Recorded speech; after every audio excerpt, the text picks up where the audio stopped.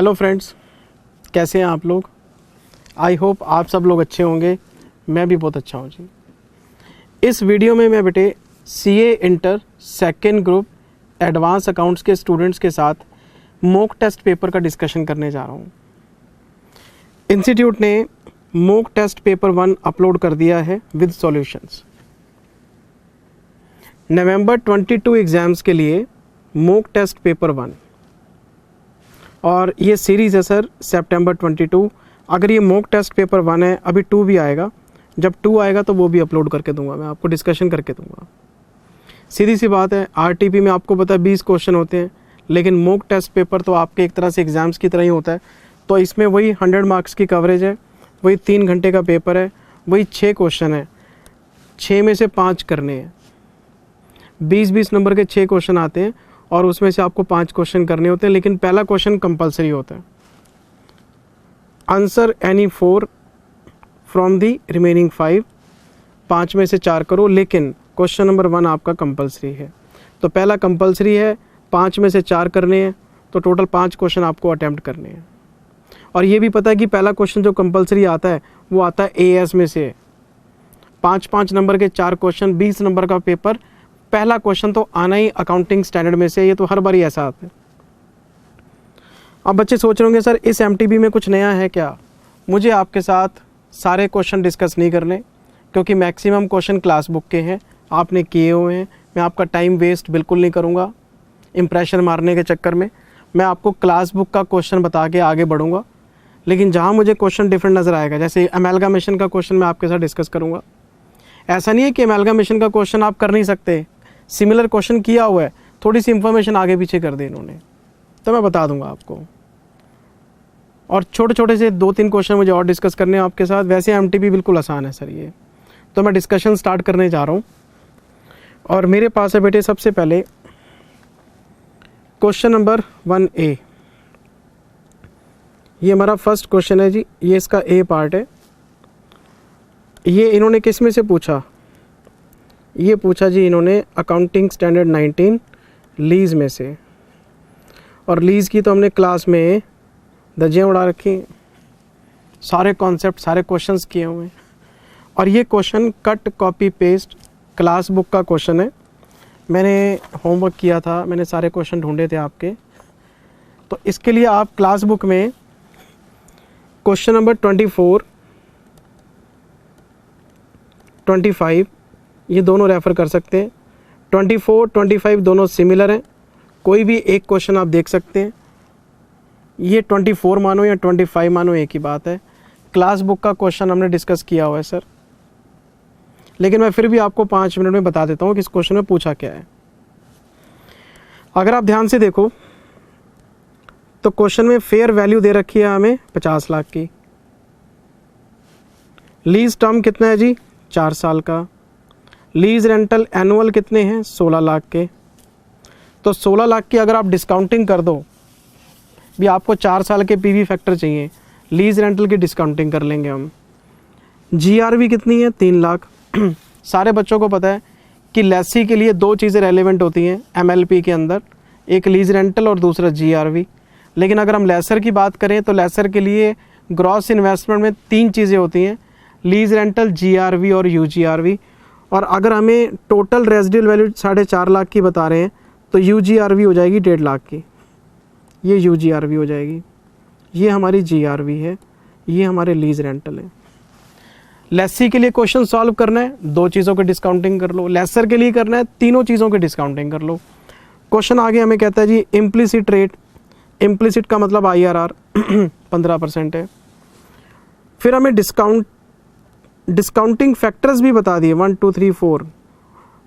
वैसे तो हम 3 डिजिट तक लेते हैं, वैसे तो हम 3 डिजिट तक मतलब 3 डेसिमल तक लेते हैं, लेकिन जब क्वेश्चन में आपको डिस्काउंटिंग फैक्टर दे रखे हैं तो फिर क्वेश्चन की बात माननी पड़ेगी। क्योंकि मैं हमेशा क्लास में बार बार एक ही बात कहता हूँ, नॉलेज कितनी भी हो, क्वेश्चन ही भगवान है सर। क्वेश्चन ने जो कह दिया कर दो, जो इन्फॉर्मेशन दे रहा है यूज़ कर लो, कोई चक्कर नहीं है। क्वेश्चन की रिक्वायरमेंट क्या है, फटाफट से देखो।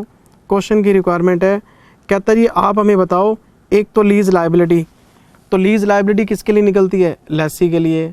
तो लेसी के लिए क्या होती है? फेयर वैल्यू और PV of MLP which ever is lower. और एमएलपी में दो चीज़ें आती हैं, रेंटल प्लस जीआरवी। तो आपको करना क्या है? आपको 0.86, अरे भाई साहब, 16 लाख 16 लाख 16 लाख 16 लाख प्लस जीआरवी कितनी है? 3 लाख। लो जी, ये जो अमाउंट आएगी इसको हम बोलते हैं पीवी ऑफ एमएलपी, और इसका कंपैरिजन करा देंगे हम 50 लाख रुपए के साथ, which is fair value, which ever is lower. जो भी आएगा वो लीज लायबिलिटी आ जाएगी आपकी।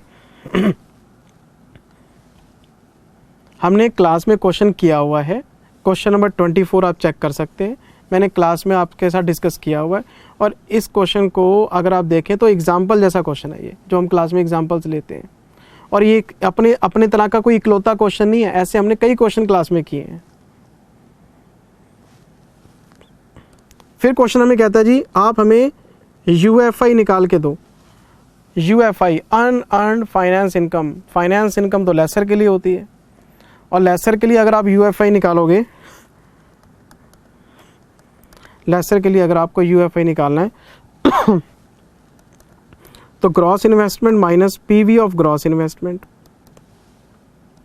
ग्रॉस इन्वेस्टमेंट में 3 चीज़ें आती हैं, लीज रेंटल, जीआरवी, यूजीआरवी, और इन सब की डिस्काउंटिंग कर लो पीवी फैक्टर से।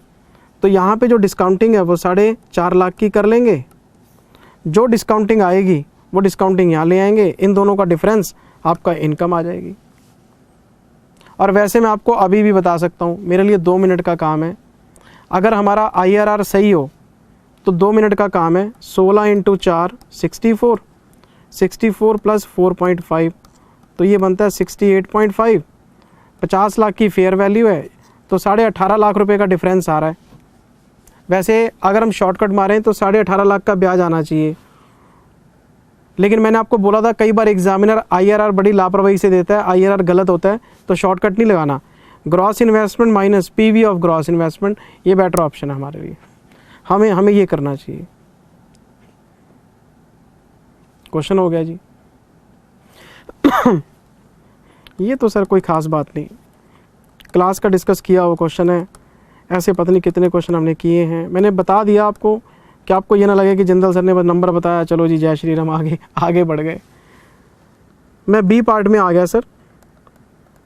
ये AS20 का क्वेश्चन है EPS का, और अगर आप इसमें देखें तो राइट इशू की बात की गई है। सर राइट इशू तो हमारे लिए बच्चों वाला काम है, इसमें तो बहुत सारे स्टेप्स थे, था तो बच्चों वाला काम, लेकिन सिस्टमेटिकली पढ़ा था। सबसे पहले थ्योरेटिकल एक्स राइट प्राइस निकालो, तो उसके लिए आपको इन्फॉर्मेशन चाहिए। बताओ जी राइट से पहले कितने शेयर्स हैं? 20 लाख। राइट इशू कितने शेयर्स का है जी? 4 लाख शेयर्स का।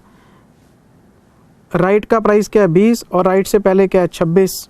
लो जी, तो सबसे पहले हम क्या करेंगे? 20 लाख शेयर्स को मल्टीप्लाई करेंगे 26 रुपये से, फिर प्लस करेंगे 4 लाख शेयर्स को 20 रुपये के हिसाब से।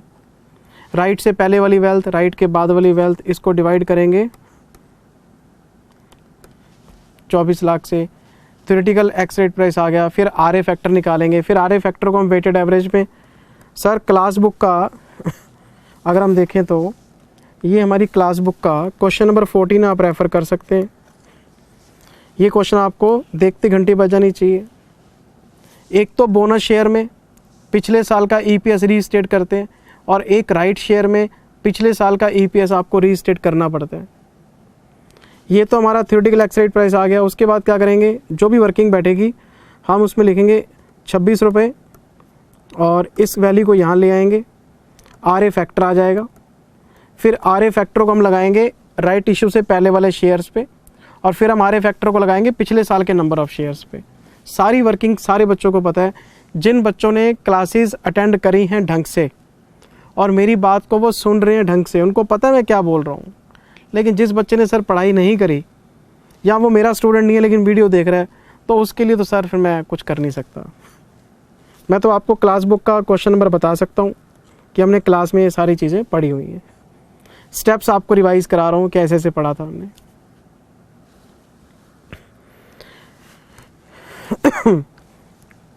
फिर आगे सर हम सी पॉइंट में, ये सर अकाउंटिंग स्टैंडर्ड 4 का क्वेश्चन है। Events after balance sheet date, events after balance sheet date. और इन्होंने पता क्या किया, 3-4 क्वेश्चंस को मिक्सअप करके एक क्वेश्चन बना के दे दिया। हमारी क्लास बुक में मान लो क्वेश्चन नंबर 9 है, उसमें 1 पॉइंट है डेटर्स का, फिर क्वेश्चन नंबर 10 है उसमें 1 पॉइंट है, फिर क्वेश्चन नंबर 11 है उसमें 2-3 पॉइंट। इन्होंने क्या किया, 2-3 क्वेश्चंस को मर्ज करके एक क्वेश्चन बना दिया। और मैं इसके लिए आपको क्लास बुक का क्वेश्चन नंबर रेफ़र करना चाहूँगा। क्वेश्चन नंबर 6 उसमें से 1 पॉइंट लिया इन्होंने, क्वेश्चन नंबर 7 उसमें से 1 पॉइंट लिया इन्होंने, और क्वेश्चन नंबर 8 2 पॉइंट्स वहाँ से लिए हैं। कट कॉपी पेस्ट डिट्टो, कुछ भी चेंज नहीं किया। तो ये क्लास बुक के क्वेश्चंस हैं सर। 1 पॉइंट यहाँ से, 1 पॉइंट यहाँ से, 2 पॉइंट्स यहाँ से, टोटल कितने हो गए 4 पॉइंट। लेकिन क्वेश्चन की रिक्वायरमेंट में है 5 पॉइंट्स। तो इसमें जो 5वां पॉइंट है ये मैं आपको बता देता हूँ। ये 5वां पॉइंट मैं डिस्कस कर लेता हूँ। Events after balance sheet date का फंडा सबको पता है। बैलेंस शीट डेट के बाद लेकिन अप्रूवल से पहले हमारे एडजस्टमेंट्स का कॉलम खुला होता है। अगर कोई भी इवेंट जो बैलेंस शीट डेट को एंटिटी की नॉलेज में था लेकिन उसका रिज़ल्ट अप्रूवल से पहले आ जाता है तो हम उस इवेंट को नया नहीं मानते, हम उसको पुराना इवेंट मान के 31 मार्च को एडजस्ट कर लेते हैं। लेकिन अगर कोई इवेंट 31 मार्च को हमारी नॉलेज में नहीं था, बैलेंस शीट के बाद आया नया हमारे सामने, तो चाहे वो अप्रूवल से पहले ही आ रहा है लेकिन हम उसको नेक्स्ट ईयर का ही मानेंगे। मतलब किसी भी इवेंट का एडजस्टिंग होना या ना होना उसकी एग्जिस्टेंस पे डिपेंड करता है। अगर कोई भी इवेंट बैलेंस शीट डेट को एग्जिस्ट करता था लेकिन उसका रिजल्ट आपको अप्रूवल से पहले मिल गया तो पुराना मान के आप उसको पहले मैंने बहुत सारे एग्जांपल दिए थे आपको। आपने बैलेंस शीट डेट को प्रोविजन फॉर डाउटफुल डेब्ट्स बना लिया, 31 मार्च के बाद आपको एक्चुअल बैड डेट्स पता लग गए तो आप 31 मार्च को उसको पुराना बैड डेट्स मान के एडजस्ट कर सकते हो। 31 मार्च को आपने प्रोविजनल बिल डाल दिए, बिल टेलीफोन का, बिजली का, अप्रैल में आपको एक्चुअल कंजम्पशन के हिसाब से बिल आ गया, पुराना बिल आपका 31 मार्च को एडजस्ट कर लो। लेकिन अगर कोई फायर होती है, मैंने आपको एग्जांपल दिए थे, 31 मार्च से पहले अगर कोई चोरी हुई है लेकिन उसके बारे में पता लगता है बैलेंस शीट डेट के बाद लेकिन अप्रूवल से पहले, तो पुराना इवेंट है। अगर चोरी ही बैलेंस शीट डेट के बाद हुई है तो वो नया इवेंट है। तो ये सारी कहानी मैंने आपको क्लास में सुनाई हुई है सर। और अगर कोई आइटम एडजस्टिंग इवेंट में नहीं आ रहा, अगर कोई इवेंट एडजस्टिंग इवेंट नहीं है, वो नॉन एडजस्टिंग है लेकिन वो मटेरियल है, तो डायरेक्टर रिपोर्ट में भी आप लिख सकते हो। लिख कह सकते हो, लिखना ही पड़ता है सर। तो सारी कहानी आपको AS4 में सुनाई हुई है सर। ये जितने 1 2 3 4 जो नज़र आ रहे हैं स्क्रीन के ऊपर सब पढ़े हुए हैं आपने। कुछ नहीं बताना मुझे, सब क्लास में बताया हुआ है। मुझे सिर्फ 5वां पॉइंट डिस्कस करना आपके साथ। ये देखो, चेक्स डेटेड 31 मार्च 22। मैं एक बात बता देता हूँ, अप्रूवल मेरा है 25 जुलाई का और बैलेंस शीट डेट है 31 मार्च। ठीक है जी। तो 31 मार्च से लेके 25 जुलाई तक कॉलम खुला हुआ है एडजस्टमेंट का। सारी बात है 25 जुलाई, मैं डेट ध्यान रख के चलूँगा। मुझे क्वेश्चन दोबारा पढ़ने दो, क्या कहता है क्वेश्चन। चेक्स डेटेड 31 मार्च 22। चेक्स के ऊपर 31 मार्च की डेट डली हुई है, ठीक है। Collected in the month of April. लो कर लो सर बात। चेक के ऊपर 31 मार्च की डेट डली हुई है लेकिन चेक आया कब आपके पास? अप्रैल में। अगर मेरे पास कोई भी चेक अप्रैल में आता है तो डेट चाहे उसके ऊपर पुरानी डली हुई है, चेक तो मेरे पास अप्रैल में आया, तो मैं तो अपनी कैश बुक के अंदर जो चेक इन हैंड है वो तो अप्रैल में दिखाऊंगा ना। नॉन एडजस्टिंग इवेंट है। अगर कोई चेक मार्च के महीने में आ गया, उसके ऊपर मार्च की डेट है, मैंने कुछ जमा कराना भूल गया या जमा नहीं हुआ, वो तो मैं एडजस्ट कर सकता हूँ कि डेट भी पहले की है और चेक आया भी मार्च में है, फिर तो ठीक है, चेक इन हैंड दिखा सकता हूँ मैं। लेकिन डेट डली हुई 31 मार्च की, चेक आ रहा है अप्रैल में, सर पुराना चेक कैसे हो गया? ये तो नॉन एडजस्टिंग है, ये तो मैं अप्रैल में जमा कराऊंगा, अप्रैल में ही काउंट करूंगा इसको। ये नॉन एडजस्टिंग इवेंट है, मैं इसको एडजस्ट नहीं करने वाला sir. Jindal sir, Jindal sir, Jindal sir, Jindal sir, Jindal sir, Jindal sir, किसको क्या पता लगता है? हम बोल देंगे अपने ऑडिटर को कि भाई ये चेक मार्च में आया था, हम बता देंगे उसको, हम बोल देंगे कि ये चेक मार्च में आया था, उसको थोड़ा ना पता है कि अप्रैल में आया था। सर समझा करो बात। हम क्लास में जो पढ़ रहे हैं वो पढ़ रहे हैं एज पर कॉन्सेप्ट। पेपर में कोई हेरा फेरी वाली बात मत लिख के आना, कहीं पेपर में लिखा हो कि जी ऑडिटर को क्या पता है कि चेक अप्रैल में आया था, ऑडिटर को कह दे कि मार्च में आया था, मार्च में डाल दो। ना ना ना ना, पेपर में वही करो जो क्वेश्चन में लिखा हुआ है, प्रैक्टिकल लाइफ में वो करो जो सीए करता है। क्या करता है सर? आपको नहीं पता सीए क्या करता है? हम डिग्री क्यों ले रहे हैं? हम तो सर फाइनेंशियल स्टेटमेंट्स को मैनिपुलेट करने वाले लोग हैं। बहुत सारे लोग तो सीएस को देश के गद्दार बताते हैं। हाँ, कहते हैं तुम टैक्स प्लानिंग करते हो, तुम लोगों का टैक्स बचाते हो, इससे देश को बहुत नुकसान हो रहा है, तुम तो गद्दार हो। तो भाई कोर्स बंद कर दो ना, तुम्हारे ही ट्रेन किए हुए बंदे हैं, तुमने ही हमें तैयार किया है, तो फिर हम अपना काम तो करेंगे।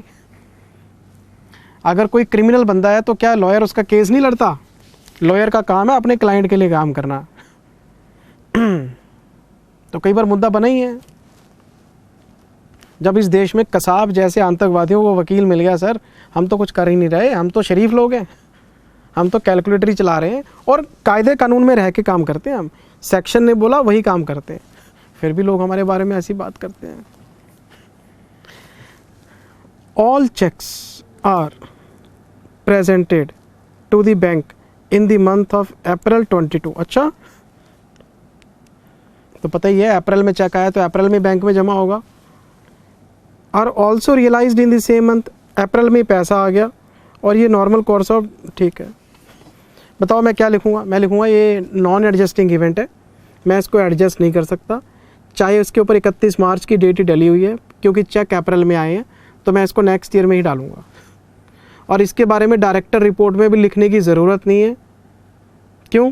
क्योंकि ये कोई मटेरियल इवेंट है ही नहीं, ये तो नॉर्मल कोर्स है। कस्टमर से चेक आता, जमा करा देते हैं, पैसे आ जाते हैं। तो डायरेक्टर रिपोर्ट में लिखने वाली कोई बात नहीं है इसके अंदर।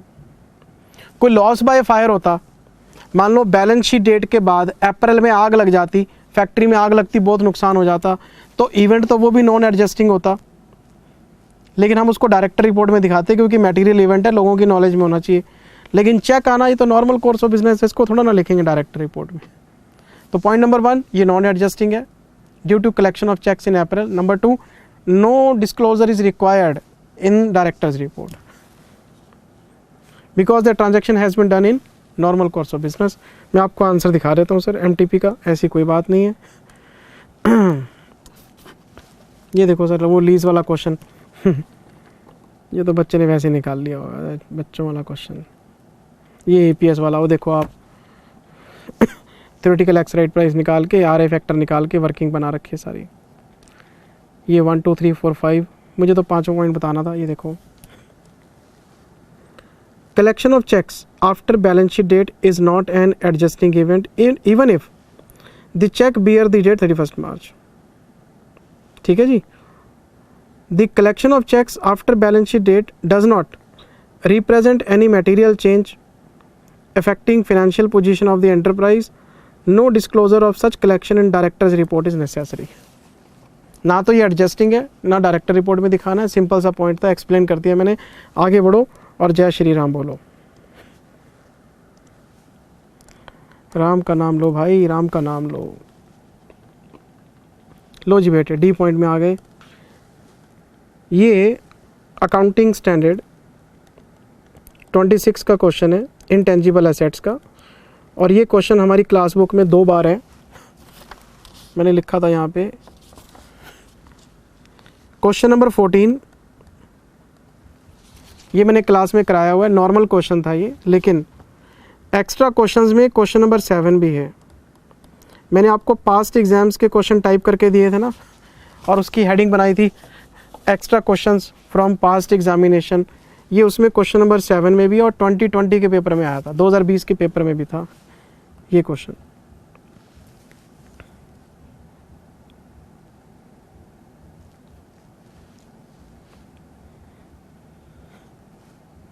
चलें जी आगे, बिल्कुल सिंपल क्वेश्चन था ये, cut copy paste, class book से देख सकते हैं बेटे आप। मतलब पहला क्वेश्चन है AS19, AS20, AS4 और AS26। वैसे तो इनको डेफर टेक्स्ट पूछना चाहिए था, AS22 का क्वेश्चन तो बनता ही है, पर पूछा ही नहीं। अब सर क्या कर सकते हैं। लो जी बेटे, मैं आ गया जी क्वेश्चन नंबर 2A में, सबका मनपसंद चैप्टर है ये।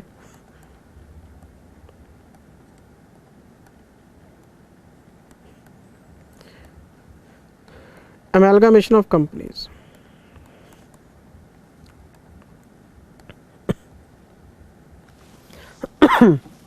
Amalgamation of companies, amalgamation of companies बहुत बढ़िया क्वेश्चन है। इसमें एक टाइपिंग मिस्टेक है, वो ठीक कराऊंगा। यहाँ पे वर्डिंग के हिसाब से 1 अप्रैल 2020 होना चाहिए था, कोई टाइपिंग एरर है सर ICA की तरफ से। सर आपको कैसे पता? मैं चेक करा देता हूँ बेटे, अभी चेक करा देता हूँ। मैं ज़रा क्वेश्चन आपको रीड करा दूँ। जिंदल सर कितना मुश्किल क्वेश्चन है। अरे कोई मुश्किल ना है, कुछ ना है। क्वेश्चन की रिक्वायरमेंट देखो क्या है। You are required to prepare balance sheet of grey limited after amalgamation. The amalgamation took place in the nature of purchase. आपको न्यू कंपनी की बैलेंस शीट बनानी है सर। ये क्वेश्चन अमेलगामेशन का है। अगर ये क्वेश्चन अमेलगामेशन का है तो वेंडर कंपनियां 2 होंगी, क्योंकि अमेलगामेशन की बेसिक रिक्वायरमेंट होती है कम से कम 2 लिक्विडेशन और 1 नया फॉर्मेशन। अगर 2 लिक्विडेशन होंगे तो 2 वेंडर कंपनियां होंगी, 2 वेंडर कंपनियां होंगी तो 2 PC होंगे। लेकिन आप मज़े की बात समझो, क्वेश्चन की रिक्वायरमेंट है बैलेंस शीट बनाओ। क्या आपसे रियलाइजेशन अकाउंट मांगा? नहीं। क्या आपसे शेयर होल्डर अकाउंट मांगे? नहीं। क्या आपसे वेंडर कंपनी के लेजर अकाउंट्स मांगे? नहीं सर, नहीं। क्या आपसे परचेजिंग कंपनी की जर्नल एंट्रीज मांगी? ना भाई ना, कुछ ना मांगा। जब आपसे वेंडर के बुक्स नहीं मांग रहा, आपसे परचेजिंग के एंट्रीज नहीं मांग रहा, आपसे क्या कह रहा है? बैलेंस शीट बना दो जी। तो आपका जो मेन आंसर है वो तो बैलेंस शीट है। उसके लिए आपको 1 पेज खाली छोड़ना पड़ेगा, और उसके बाद वर्किंग नोट्स ही वर्किंग नोट्स बनेंगे। पहला working note, calculation of PC। PC तो निकालना ही पड़ेगा आपको। अच्छा हाँ, इसमें तो जर्नल एंट्रीज के बिना बैलेंस शीट बनानी है। बिना जर्नल एंट्रीज के बैलेंस शीट बनानी है तो वर्किंग नोट्स के थ्रू सारी वर्किंग बनानी पड़ेगी, ताकि बैलेंस शीट टैली हो जाए। ध्यान रखना पड़ेगा आपको। देखो जी क्वेश्चन क्या कहता है। एक्चुअली क्या ना बेटे, जब क्वेश्चन में आपसे एंट्रीज मांग लेता है तो एंट्रीज की मदद से बैलेंस शीट बनानी बड़ी आसान हो जाती है। पर आपसे एंट्रीज तो मांग ही नहीं रहा, कहता बैलेंस शीट बना दो। मैं आपको क्वेश्चन रीड कराता हूँ ज़रा, एक बार चलो मेरे साथ। Black limited, white limited have been carrying their business independently from 1 April 20। अब इन्होंने लिख दिया 1/4/22। अब मुझे एक चीज़ बताओ, बैलेंस शीट डेट ही आपके पास 31 मार्च 22 की है। कहते हैं ब्लैक और वाइट 1/4/22 से बिजनेस चला रहे हैं। है बताओ, अगर 1/4/22 से बिजनेस चला रहे हैं तो 31 मार्च 22 की बैलेंस शीट कैसे बन गई? इसका मतलब बिजनेस तो इससे पहले चला रहे होंगे। तो मैंने ठीक करा दिया इसको, 1/4/2020 मान लो मेरे कहने पे। अच्छा, बिजनेस करते हुए इन्हें 2 साल हुए, 2021, 21, 22, 2 साल हो गए इनको बिजनेस करते हुए। मुझे आगे बढ़ने दो। Because of synergy in business they amalgamated on and from 1 अप्रैल 22। जिस दिन की हमारे पास बैलेंस शीट है इसके अगले दिन से इन्होंने अमेलगामेशन कर लिया।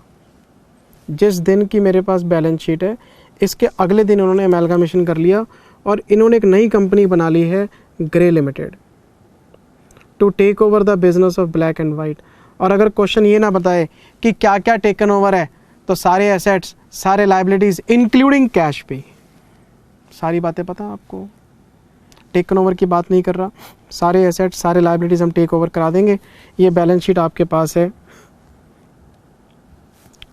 अच्छा, क्या क्या टेक ओवर करना है जी, मैं हाईलाइट कर देता हूँ। एक तो कैश है मेरे पास, ट्रेड रिसीवेबल है मेरे पास, इन्वेंट्री है मेरे पास, इन्वेस्टमेंट्स हैं मेरे पास जो टेक ओवर कराने हैं, प्लांट एंड मशीनरी है मेरे पास, लैंड एंड बिल्डिंग है मेरे पास, ट्रेड पेबल्स है मेरे पास, डिवेंचर्स है मेरे पास।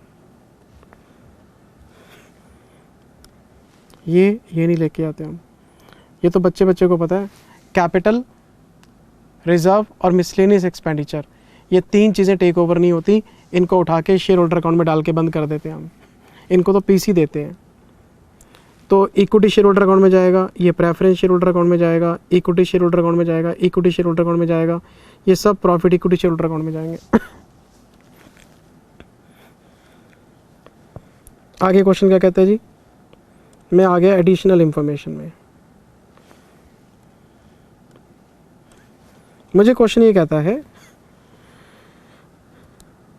लैंड एंड बिल्डिंग इन्वेंट्री, 2 चीज़ों की वैल्यू चेंज कर दो आप। बिल्डिंग 5-20, 10-40, 5-20, 5,20,000, 10,40,000।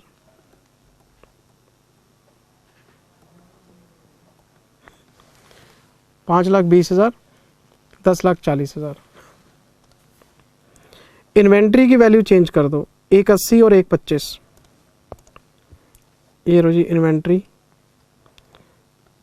इसको मैं 180 कर देता हूँ, इसको 125 कर देता हूँ। बहुत बढ़िया जी। और क्या कहते हैं question, The authorized capital of new company will be 54 lakh divided into equity shares and preference shares। 50 lakh रुपए की इक्विटी कैपिटल है और 4 लाख रुपए की प्रेफरेंस कैपिटल है सर। ऑथराइज्ड बता रहा है, ऑथराइज्ड पे हमारा ध्यान वैसे भी नहीं होता कोई ज़्यादा। आगे क्वेश्चन क्या कहता है, trade payables of black includes 15,000 due to white and trade receivable of white 15,000 receivable from black। Inter company balance की बात कर रहा है, इंटर कंपनी ओइंग की बात कर रहा है, आपस के डेटर क्रेडिटर हैं। तो परचेजिंग कंपनी की बैलेंस शीट में जब सारे एसेट्स सारे लायबिलिटीज़ ले आएंगे, परचेजिंग कंपनी का नाम बताओ फटाफट से, जिंदल सर ग्रे लिमिटेड, पहली एंट्री बताओ। Business purchase to liquidator, second entry बताओ। Assets to liabilities to business purchase. तो जब ये सेकेंड एंट्री पास हो जाएगी, सारे डेटर सारे क्रेडिटर इकट्ठे हो जाएंगे, तो लास्ट में एक एंट्री पास कर देंगे, क्रेडिटर टू डेटर। एलिमिनेशन की एंट्री में पास करा दूंगा आपको। 15,000 के डेटर क्रेडिटर कैंसिल करने हैं, वो लास्ट में देखेंगे हम। पहले टेक ओवर तो कर लें, बिना टेक ओवर के कैसे कैंसिल हो जाएगा। पॉइंट नंबर 1, ये क्वेश्चन बेटे अमेलगामेशन का है, ब्लैक और वाइट ने मिलके ग्रे बना ली। नंबर 2, इस क्वेश्चन में टेकन ओवर के बारे में नहीं बताया, तो सारे एसेट्स सारे liabilities including cash. Point number 3, building और इन्वेंट्री को चेंज कर दिया हमने। परचेज मेथड है जी, सारे एसेट्स फेयर वैल्यू पे आ सकते हैं, लायबिलिटीज़ पेबल वैल्यू पे आ सकती है, कोई चक्कर वाली बात नहीं है। और अगर पेबल वैल्यू और फेयर वैल्यू नहीं बताएगा तो बुक वैल्यू पे ले लेंगे। आपस के 15,000 का लेना देना है वो कैंसिल कर लेंगे। सारी बात मेरे पीसी कहाँ है, परचेज कंसीडरेशन तो अभी तक आया ही नहीं। उसके लिए मुझे चलना पड़ेगा नेक्स्ट पॉइंट में। ये मेरा पॉइंट नंबर 4 है sir, purchase consideration is to be discharged as under. मुझे क्वेश्चन पढ़ने दो जरा, पीसी के लिए क्या कहता है। 1,80,000 इक्विटी शेयर 25 रुपए का एक, fully paid up.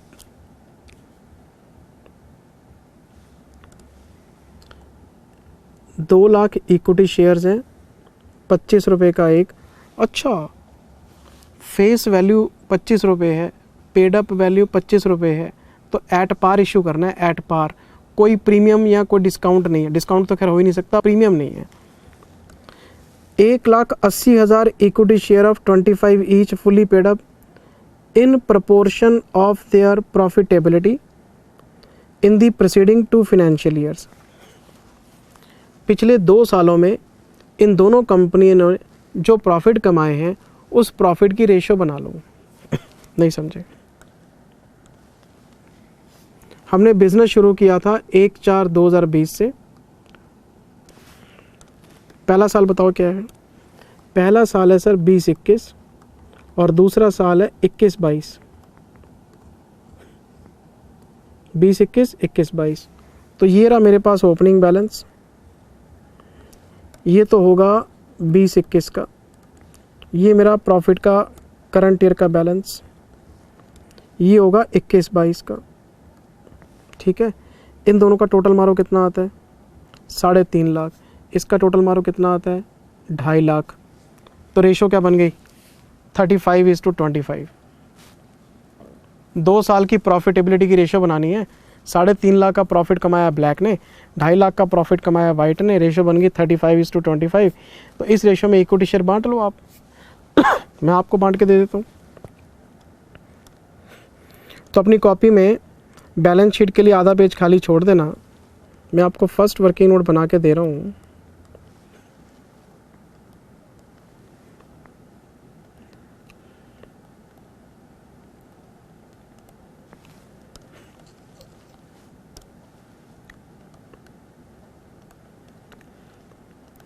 Statement showing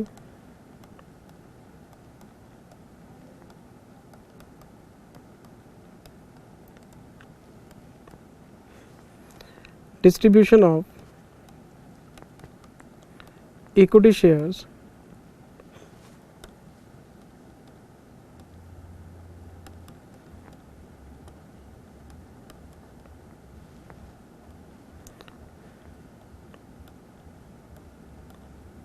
हम इसके लिए 2 साल का प्रॉफिट रेशियो निकालेंगे अभी।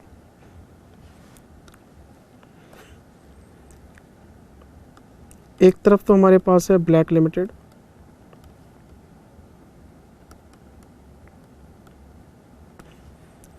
White limited,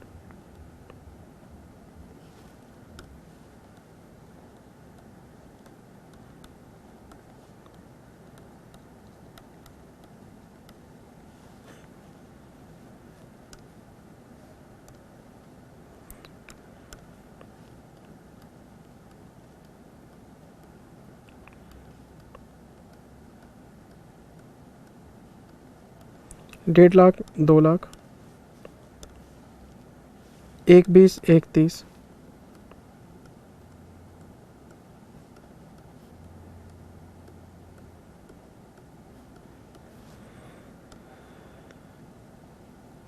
total profit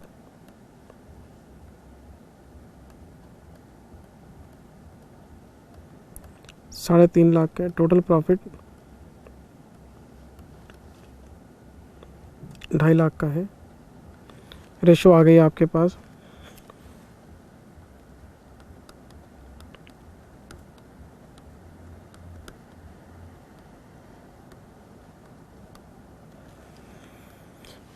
distribution of shares आ गए जी हमारे पास।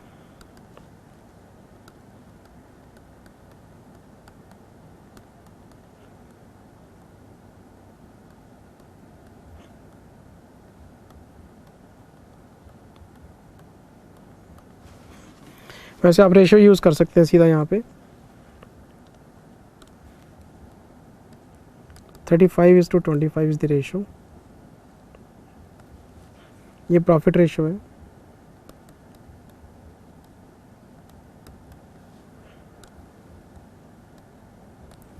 $35/60 इंटू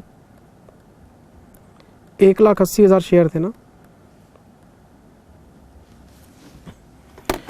मेरी मशीन कहाँ है? मेरी मशीन कहाँ है? 1,05,000।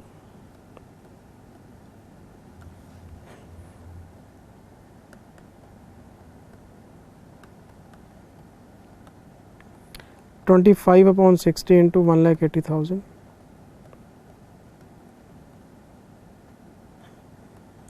75,000 शेयर्स।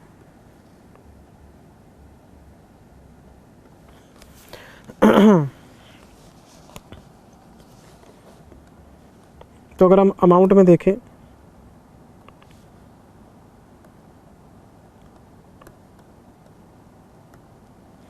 शेयर्स इन वैल्यू,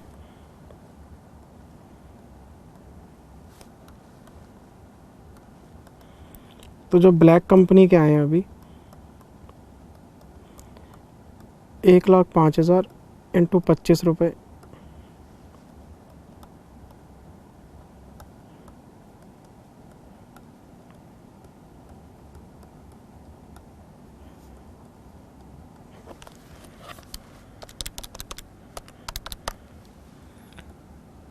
$26,25,000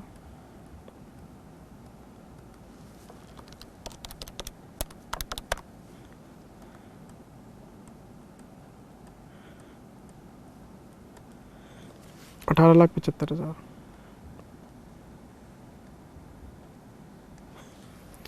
ठीक है जी।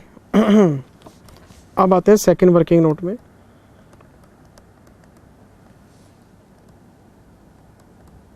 कैलकुलेशन ऑफ पीसी,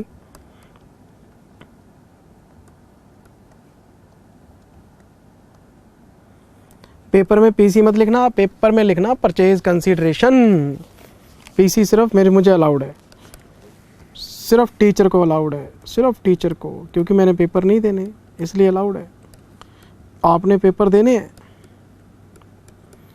तो आपको परचेज कंसीडरेशन वर्ड ही लिखना चाहिए।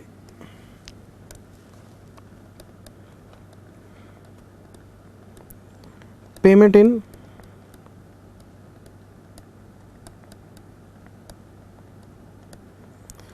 $26,25,000, 18,75,000 first working note.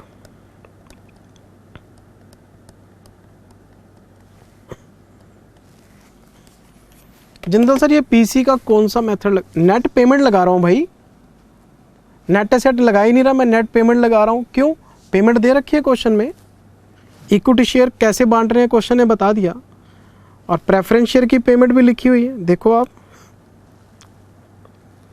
Preference share holder of the two companies are issued equivalent number, equivalent number का मतलब 1:1 of 12% preference shares of grey, 12% रहेंगे नए शेयर, एक के बदले में एक और 12%, लेकिन जो प्राइस है वो 120 रहेगा। अगर 100 का शेयर 120 में देंगे तो 20 रुपये का प्रीमियम आएगा। तो कोई बात नहीं, पहले आप बैलेंस शीट में आओ। प्रेफरेंस शेयर 2,01,40,000, तो अगर आप 2 लाख की बात करो तो 100 से डिवाइड करना है, 120 से गुना करना है, 100 से डिवाइड करना है, 120 से गुना करना है।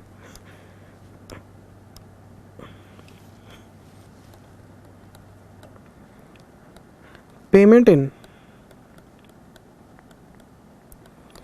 12% preference shares at the rate of 120 पर शेयर।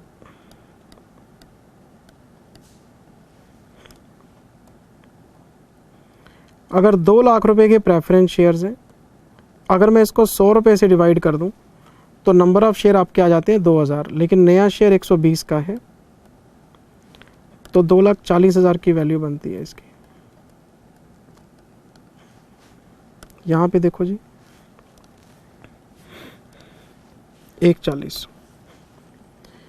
1,40,000 रुपये हैं।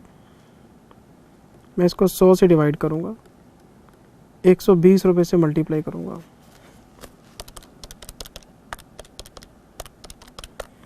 168।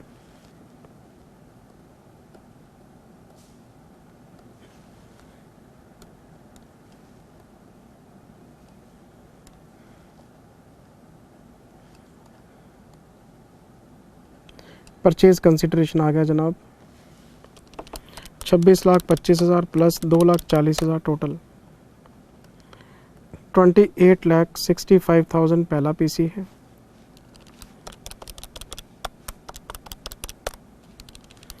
$18,75,000 प्लस 168, 20,43,000 रुपये का हमारा दूसरा पीसी आ गया।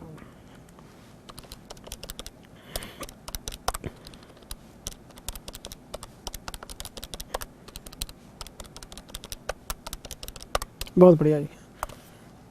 जिंदल सर आपने एक पॉइंट मिस कर दिया। मैंने पॉइंट मिस कर दिया सर, आपने डिबेंचर वाली लाइन रीड नहीं करी। अच्छा, कौन सा पॉइंट रह गया? देखो सर, सी पॉइंट रह गया।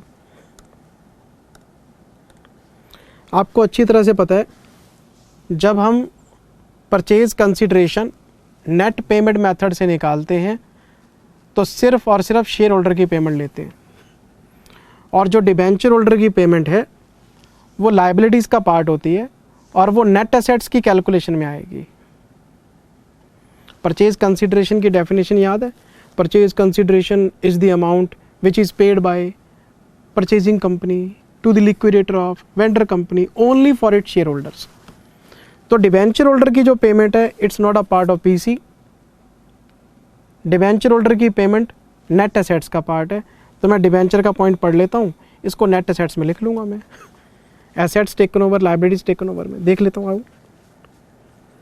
15% debenture holder of black and white are discharged by grey by issuing such number of 18% debentures so as to maintain same amount of interest. पुराना ब्याज है 15, नया ब्याज है 18, तो आपको डिबेंचर्स की पेबल वैल्यू निकालनी पड़ेगी। और ये पॉइंट पहली बार नहीं पढ़ रहे हम, पहले कई बार हम स्टडी कर चुके। तो मुझे एक वर्किंग नोट और बनाना पड़ेगा, working note number 3, calculation of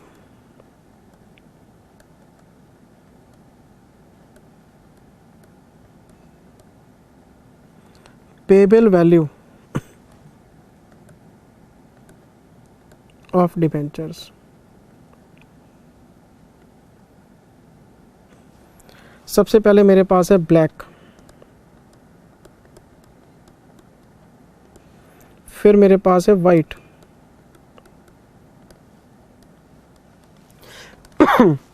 check करो जरा,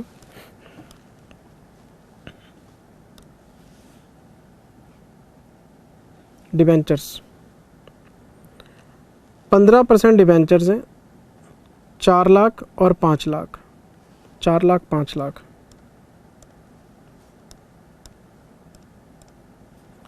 4 lakh 5 lakh,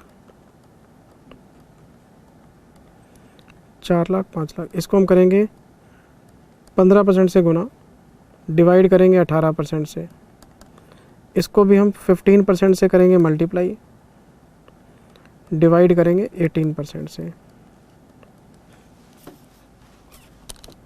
4 lakh into 15% divided by 18%, 3 3 3 3 3 3, 5 lakh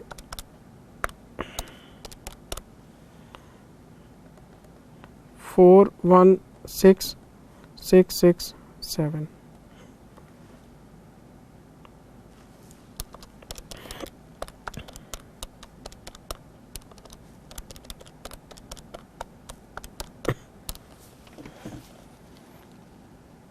शायद आपको याद हो बेटे, वैसे तो मेरी बताई हुई बातें आप याद रखते ही हैं, तो शायद आपको मेरी बताई हुई ये बात भी याद हो।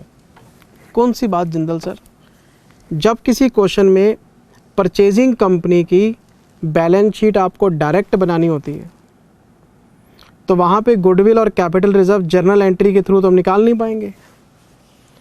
आपको तो पता है ना कि ये क्वेश्चन नेट पेमेंट मेथड का है, और परचेजिंग कंपनी की बुक्स में जो सेकेंड एंट्री पास करते हैं, assets debit, 2 liabilities, 2 PC, goodwill और कैपिटल रिजर्व बैलेंसिंग फिगर आता है कि नहीं आता? तो जब हम जर्नल एंट्रीज पास ही नहीं कर रहे तो गुडविल और कैपिटल रिजर्व मिस हो जाएगा फिर तो उसके लिए आपको वर्किंग नोट बनाना पड़ेगा। वो कैसे बनेगा? नेट एसेट्स की कंप्यूटेशन करनी पड़ेगी आपको। अच्छा, उसके लिए बनाना पड़ेगा working note number 4।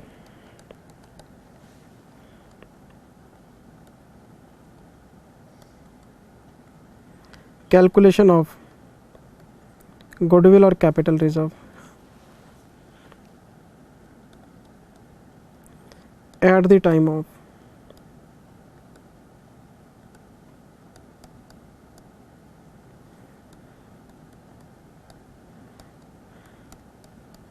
business acquisition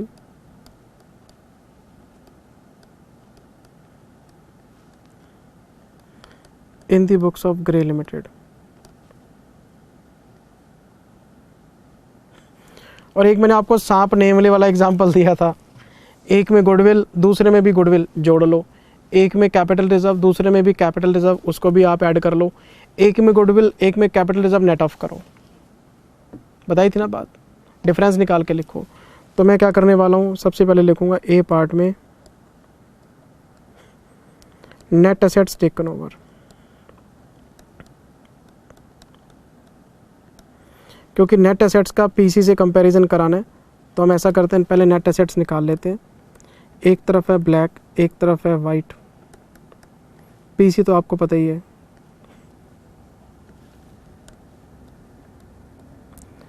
land and building, plant and machinery, inventory, trade receivable, cash and bank, trade payable, debentures. Debentures के लिए आपने अभी अभी वर्किंग नोट नंबर 3 बनाया था 3 था ना, हाँ जी। तो डिबेंचर्स की वैल्यू तो आप लिखे लो 3,33,333 रुपये, 416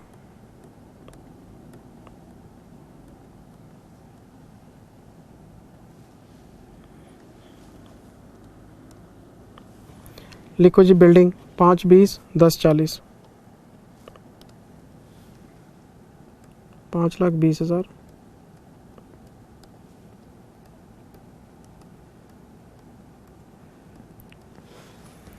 प्लांट एंड मशीनरी, ये तो हो गया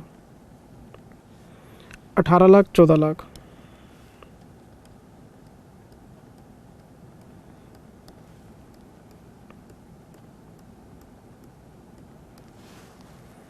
inventory 180 125, 1,80,000, 1,25,000। Trade receivable 425 265,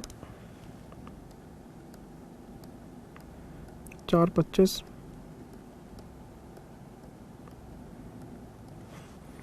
265। Cash 160 31, 160 31।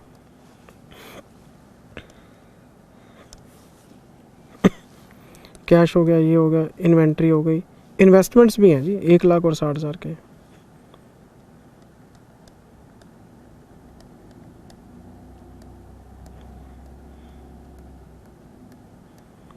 Investments 1,00,000, investment 60,000। Trade payable 310 120, 310। लो जी करो कैलकुलेशन, नेट एसेट्स बताओ कितनी आ गई हैं। 5,20,000, 18 लाख, 180, 425, 160, 1,00,000 माइनस 310 माइनस 2541,667,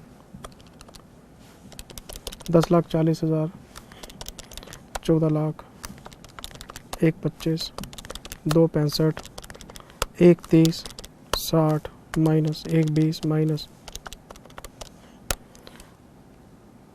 24,83,333।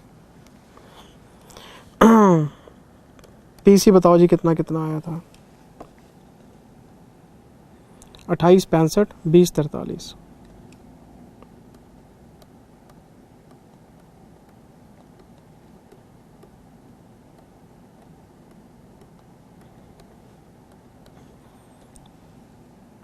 बिल्कुल ठीक बात है जी।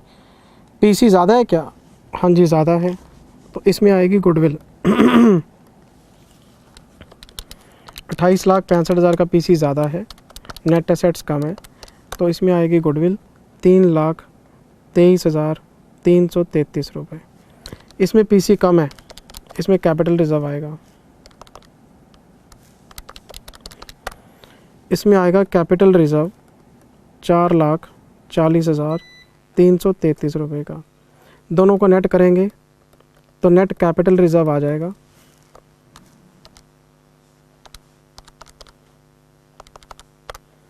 1,17,000 रुपये का। लो जी, मैंने आपको सारी वर्किंग बना के दे दी है, पीसी बता दिए, डिबेंचर्स की वैल्यू बता दी, गुडविल कैपिटल। अब क्या करना है, बैलेंस शीट बनानी है। तो बैलेंस शीट में क्या करना है, ये तो पीपीई में जाएंगे, फिर ये नॉन करंट इन्वेस्टमेंट्स में आ जाएगा, उसके बाद ये तीनों करंट एसेट्स में आ जाएंगे, ये करंट लायबिलिटी में आ जाएगा, ये नॉन करंट लायबिलिटी में आ जाएगा। कैपिटल और पीएससी आपको पता ही है। बैलेंस शीट बनाना क्या मुश्किल काम है, बैलेंस शीट होमवर्क में दे रहा हूँ आपको मैं। अब सारी पोजीशन आपके पास है। बैलेंस शीट में 2 रिजर्व आएंगे, एक तो सिक्योरिटी प्रीमियम आएगा क्योंकि प्रेफरेंस शेयर कैपिटल आपने 120% पे इशू की है,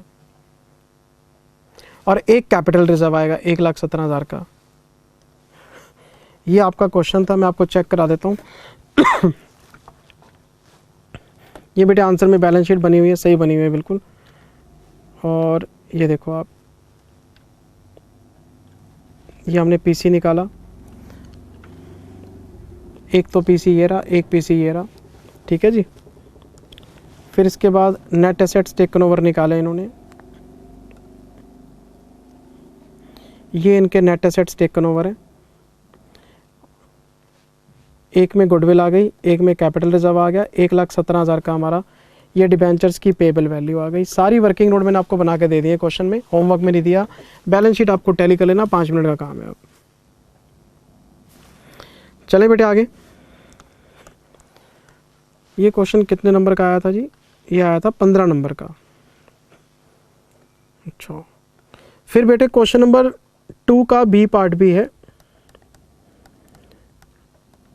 ये आया इंटरनल रिकंस्ट्रक्शन में से, और मैं इस क्वेश्चन में आपके साथ नहीं खेल रहा।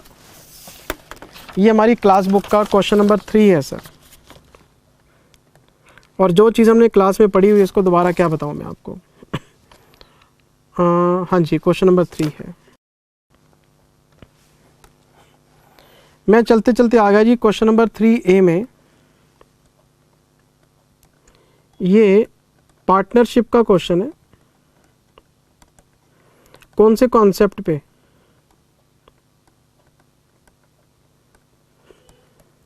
ये है अमेलगामेशन ऑफ फर्म्स पे। 2 फर्म्स होती हैं जी, मिलके एक नई फर्म बना लेती हैं, और ये कोई इकलौता क्वेश्चन नहीं है, एक जैसे 4 क्वेश्चन है अपनी बुक में, 41वां, 42वां, 43वां, 44वां। और बच्चों की मेरे पास क्वेरी भी आई थी कि जिंदल सर जैसे आपने कराया वो बहुत सिंपल था, और बुक में एक क्वेश्चन में जो सॉल्यूशन है वो बड़ा टिपिकल है, हमने आपके तरीके से किया, आंसर मैच हो गया। तो मैं तो क्लास में कहता ही हूँ कि जो मैं आपको करवा रहा हूँ उसको फॉलो कर लो आप। आपके बिहाफ पे मैं सारी रिसर्च कर चुका, प्रेजेंटेशन वही रखना जो क्लास में कराया था आपको, क्योंकि इंस्टीट्यूट का तो study mat, RTP, MTP suggested 4 जगह 4 आंसर होते हैं इनके तो, और हमारा आंसर हमेशा यूनिफॉर्म मिलेगा आपको, क्योंकि क्लास में मैं सारे क्वेश्चन एक तरीके से कराता हूँ।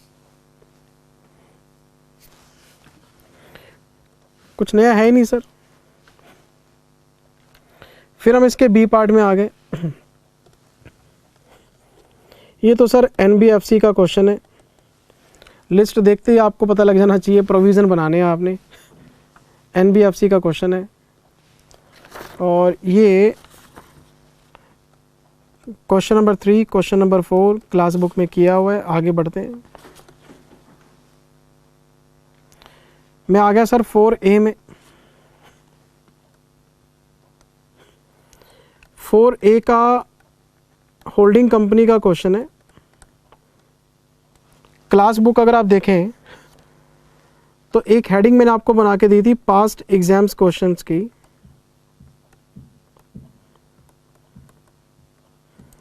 और ये मेरा क्लास का करवाया हुआ क्वेश्चन है sir, question number 3। Question number 3 ये वही क्वेश्चन है जिसमें अकाउंटिंग पॉलिसी चेंज करनी थी, स्टॉक की वैल्यूएशन चेंज हो रही है, डेटर्स के। आपको मैंने जब कंसोलिडेशन का चैप्टर कराया था उसमें एक पॉइंट बताया था कि जो सब्सिडरी कंपनी है उसे होल्डिंग कंपनी की अकाउंटिंग पॉलिसीज़ के हिसाब से अपने फिनेंशियल स्टेटमेंट्स बनाने होते हैं, और अगर सब्सिडरी के जो फाइनल अकाउंट्स हैं वो होल्डिंग की पॉलिसीज़ के हिसाब से नहीं है तो सब्सिडरी अपने फिनेंशियल स्टेटमेंट्स को होल्डिंग की ज़रूरत के हिसाब से बदल के देगा, फिर कंसोलिडेशन होगा। तो जब हम सब्सिडरी की बैलेंस शीट को होल्डिंग की अकाउंटिंग पॉलिसी के हिसाब से चेंज करते हैं तो बैलेंस शीट रिवाइज करनी पड़ती है सब्सिडरी की। ये वो क्वेश्चन है, होल्डिंग फीफो लगा रहा है जी, सब्सिडरी लीफो लगा रहा है जी, तो इसको अपनी स्टॉक की वैल्यूएशन फीफो पे शिफ्ट करके देनी पड़ेगी। वो डेप्रिसिएशन एसएलएम पे लगा रहा है जी, हम डब्ल्यूडीवी पे लगा रहे हैं, तो करो शिफ्ट उसके अकॉर्डिंग। वो डेटर पे प्रोविजन नहीं बनाता जी, हम बनाते हैं, करो reverse provision for debtor. Question कराया हुआ है सर, स्टडी मेट से कराया था मैंने, और इसके लिए तो मैंने आपको एक एक्स्ट्रा वीडियो दे रखा है उसमें कराया था ये क्वेश्चन। पेपर में भी आ चुका, स्टडी मेट में भी है, ये रहा वही स्टॉक की वैल्यूएशन डेटर का, और ये अपना सेल्स प्रमोशन वाला क्वेश्चन। सिंपल 4 केस दे रखे हैं सर, ये भी होल्डिंग कंपनी का क्वेश्चन है। क्लास बुक अगर आप चेक करते हैं तो क्वेश्चन नंबर 6 है सर नॉर्मल क्वेश्चंस में।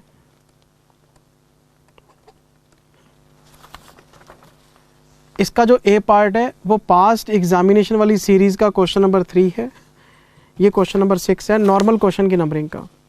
वही 4-5 केस हैं आपको सॉल्व करने हैं, डिट्टो क्वेश्चन दिया हुआ है, स्टडी मेट में भी है, क्लास बुक में भी है।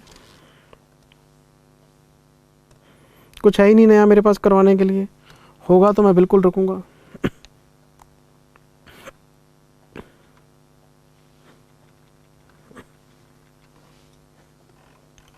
ये एलएलपी वाली थ्योरी है सर, इसको हम कैसे बाउंड अप कर सकते हैं वो थ्योरी गिवन है, वो देख लेना आप।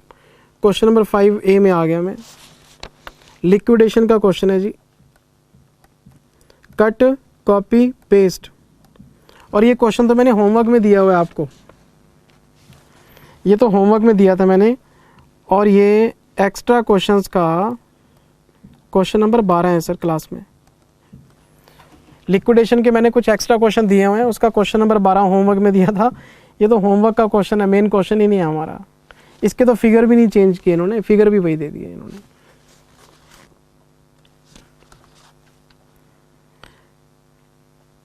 ये आ गया सर हमारा capital adequacy ratio banking company का, banking company capital adequacy ratio CAR बोल देते हैं, और ये हमारा क्लास बुक का क्वेश्चन नंबर 70 है सर, और ये जनवरी 21 के पेपर में आया था। क्वेश्चन नंबर 70 बैंकिंग कंपनी का सेम क्वेश्चन है, सिर्फ आपको वेट्स ही तो लगाने हैं। अगर आपको रिस्क एडजस्टेड एसेट्स निकालने के लिए रिस्क वेट आते हैं, एक बच्चे ने पूछा भी था कि जिंदल सर हर क्वेश्चन में कोई ना कोई नया पॉइंट डाल देते हैं, तो मैंने आपको क्या बोला था कि मैंने आपको सारे पास्ट एग्जाम्स के क्वेश्चन की प्रैक्टिस करा दी है, तो जितने भी पॉइंट्स चेंज हो रहे हैं उनको आपको याद रखना पड़ेगा कि इसका क्या वेट है, इसका क्या वेट है, तो रिस्क वेट आपको याद रखने पड़ेंगे।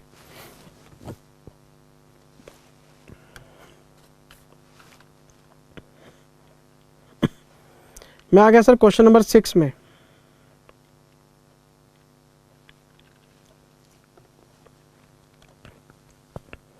पहले मैं आपको ई पॉइंट बता रहा हूं। ये इन्होंने पूछा अकाउंटिंग स्टैंडर्ड 18 रिलेटेड पार्टी में से,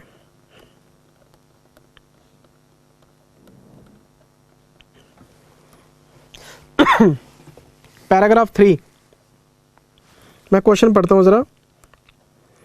identify related parties in the following cases as per AS 18। क्या क्वेश्चन बना के दिया है इन्होंने? माया कंपनी के पास 60% शेयर है शीतल के, माया कंपनी के पास शीतल कंपनी के 61% शेयर हैं जी, ठीक है। शीतल कंपनी के पास 51% शेयर हैं फेयर के, ये लो जी, फेयर लिमिटेड 51% शेयर है। If any enterprise controls the reporting, controlled by reporting, under common control with reporting, holding subsidiary, fellow subsidiary, chain नजर आ रही है हमें। फिर हमें क्वेश्चन कहता है जी, कोई कंपनी है केयर, इन्होंने 49% शेयर ले रखे हैं फेयर के। अच्छा, एक कंपनी है केयर और इन्होंने ले रखे हैं 49% शेयर फेयर के।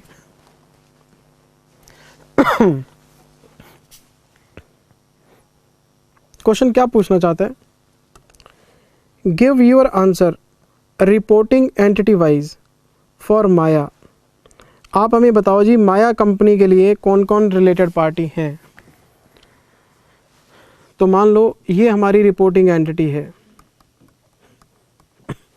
एक एक करके चेक करते हैं। Point number 1, if any enterprise controls the reporting, क्या इसको कोई कंट्रोल कर रहा है? नहीं। कंट्रोल्ड बाय रिपोर्टिंग, क्या ये किसी को कंट्रोल कर रहा है? हाँ जी, कर रहा है, शीतल को। तो माया कंपनी के लिए सबसे पहले तो शीतल कंपनी रिलेटेड पार्टी है। If any enterprise is under control with reporting, under common control तो कोई भी नहीं है।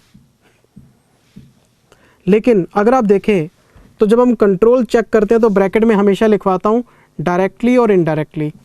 तो डायरेक्टली तो शीतल है, लेकिन इनडायरेक्टली फेयर भी है। शीतल का कंट्रोल किसके पास है? माया के पास। और फेयर का कंट्रोल किसके पास है? शीतल के पास। तो शीतल इनडायरेक्टली माया की है, तो फेयर भी तो चेन होल्डिंग डायरेक्टली। और मैंने आपको क्या बोला था, होल्डिंग सब्सिडरी में डायरेक्टली इनडायरेक्टली दोनों देखने हैं। तो ये शीतल जो है डायरेक्ट आपकी सब्सिडरी है, और जो फेयर है ये आपकी इनडायरेक्ट सब्सिडरी है। और क्या इसका केयर कंपनी से कोई लेना देना है? Answer is no. Care company से क्या लेना? केयर तो एक अलग इन्वेस्टर है। भाई मेरी बात सुनो, फेयर कंपनी के 51% शेयर इनके पास है, 49 इनके पास है, तो इन्वेस्टर तो सारे इंडिपेंडेंट होते हैं। ये जो केयर कंपनी है, ध्यान से मेरी बात सुनना, ये जो केयर कंपनी है, क्या ये माया कंपनी की सब्सिडरी है? नो। क्या ये माया कंपनी के एसोसिएट है? नो। क्या ये जॉइंट वेंचर है? नो। क्या ये केएमपी है? नो। तो फिर केयर से तो कोई लेना देना हुआ ही नहीं ना, आंसर खत्म हो गया। केयर के साथ कोई लेना देना नहीं है। अगर आपकी रिपोर्टिंग एंटिटी शीतल बन जाए तो, अगर रिपोर्टिंग एंटिटी शीतल है तो भी वही दो आंसर है, माया और फेयर। केयर कंपनी से क्या लेना देना? केयर कंपनी का और इसका आपस में कोई लेना नहीं है। लेकिन अगर आपकी रिपोर्टिंग एंटिटी केयर कंपनी हो तो केयर कंपनी का रिलेशन तो सिर्फ फेयर के साथ है। क्यों? Fair limited is an associate for 20% से 50% के बीच में एसोसिएट होती है। तो अगर आप केयर कंपनी को रिपोर्टिंग एंटिटी मानेंगे तो fair is the related party for care, because fair is an associate for care. क्या इससे कोई लिंक है? नहीं है, ना माया से ना शीतल से। मेरे पास किसके शेयर हैं? मेरे पास तो फेयर के हैं 49%, तो वो मेरी एसोसिएट है, एक ही कंपनी रिलेटेड पार्टी है। लेकिन जब आपकी रिपोर्टिंग एंटिटी फेयर बन जाएगी तो भाई फेयर के तो फिर सारे रिलेटेड पार्टी हैं। माया इनडायरेक्ट होल्डिंग, शीतल डायरेक्ट होल्डिंग, और जो केयर है वो इन्वेस्टर है क्योंकि उसकी एसोसिएट है। तो फेयर के तो सारे रिलेटेड है। ये आपको आंसर अलग अलग एंगल से बताना था। माया के लिए दो रिलेशन है, शीतल और फेयर। शीतल के लिए दो रिलेशन है, माया और फेयर। केयर के लिए सिर्फ एक ही है, फेयर, और फेयर के लिए सारे हैं।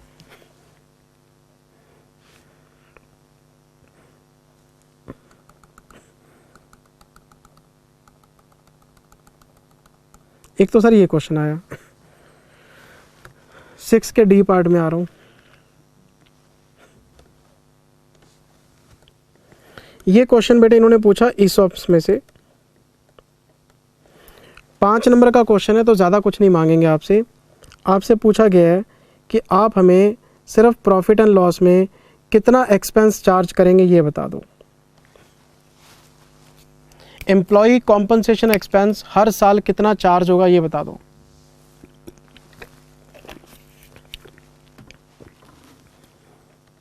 ना एंट्रीज पास करनी है, ना खाते बनाने हैं, सिर्फ खर्चा बताना है। क्वेश्चन पढ़ लेते हैं। At the beginning of year 1, मैं पहले साल में खड़ा हूँ अभी, an enterprise grants 10,000 stock options to a senior executive. 10,000 option किसी एग्जीक्यूटिव को इन्होंने ग्रांट किए हैं।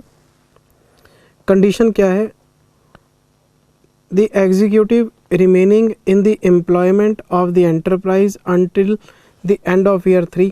3 साल तक इसको एम्प्लॉयमेंट में रहना पड़ेगा, कम से कम 3 साल तक। 3 साल तक, 3 साल तक। द एक्सरसाइज प्राइस इज 40 रुपये वो लेके आएगा अपने घर से। However exercise price drops to ₹30 if the earnings of the enterprise increase by at least an average of 10% per year over the 3 year। अच्छा, हमने सीनियर एग्जीक्यूटिव को बोला कि हम आपको 10,000 ऑप्शंस दे रहे हैं, चेहरा खुश हो गया, 10,000 ऑप्शन। फिर हमने उसको बोला 3 साल तक जॉब करनी पड़ेगी, वेस्टिंग कंडीशन 3 साल की है। फिर हमने उसको बोला घर से 40 रुपये लेके आइयो, एक्सरसाइज प्राइस 40 रुपये है। वो कहते जी ले आऊँगा। फिर हमने उसको खुश करने के लिए बोला कि अगर हमारा एवरेज प्रॉफिट, अगर कंपनी का एवरेज प्रॉफिट 3 साल की एवरेज की बात कर रहा हूँ, 3 साल की एवरेज, क्योंकि वेस्टिंग पीरियड 3 साल है, 3 साल का अगर कंपनी का एवरेज प्रॉफिट 10% से बढ़ गया तो ऐश करना, हम आपसे 40 नहीं 30 रुपये मंगवाएंगे। एक्सरसाइज प्राइस आपका ड्रॉप करके 30 कर देंगे। एग्जीक्यूटिव खुश, 10,000 ऑप्शन है, 3 साल काम करना है, 40 रुपये का प्राइस है, वो भी 30 ही लेंगे अगर कंपनी परफॉर्म करती है तो इसमें वेस्टिंग कंडीशन 3 साल है और कंडीशनल वेस्टिंग भी लगा दी। ठीक है जी, मैं सारी बात समझ गया, मैं आगे पढ़ता हूँ। On the grant date the enterprise estimates that fair value of stock option with an exercise price of 30 is 16 पर ऑप्शन। आपको मैंने बताया था फेयर वैल्यू पर ऑप्शन का मतलब क्या होता है, क्लास में डिस्कस किया हुआ है, दूसरे क्वेश्चन में करवा दिया था। फेयर वैल्यू पर ऑप्शन का मतलब क्या होता है? इसका मतलब होता है लॉस पर शेयर, बनी बनाई इंफॉर्मेशन। तो क्वेश्चन वही कह रहा है कि अगर हम एक्सरसाइज प्राइस 30 रुपीज़ का लेते हैं तो 16 रुपये का लॉस मानो आप। अगर हम एक्सरसाइज प्राइस 40 रुपये का लेते हैं तो फिर लॉस पर शेयर 12 रुपये का मानो आप। अब ये तो आपके यूज़ करने के ऊपर है कि आप 30 यूज़ करते हैं कि 40।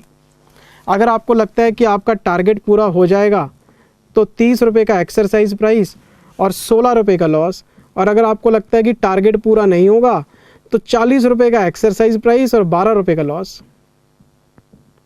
और ये बात तो पक्की है, अगर एक्सरसाइज प्राइस हम उससे ज़्यादा मंगवाएंगे तो कंपनी को लॉस कम होगा, इसलिए 12 बता रहा है।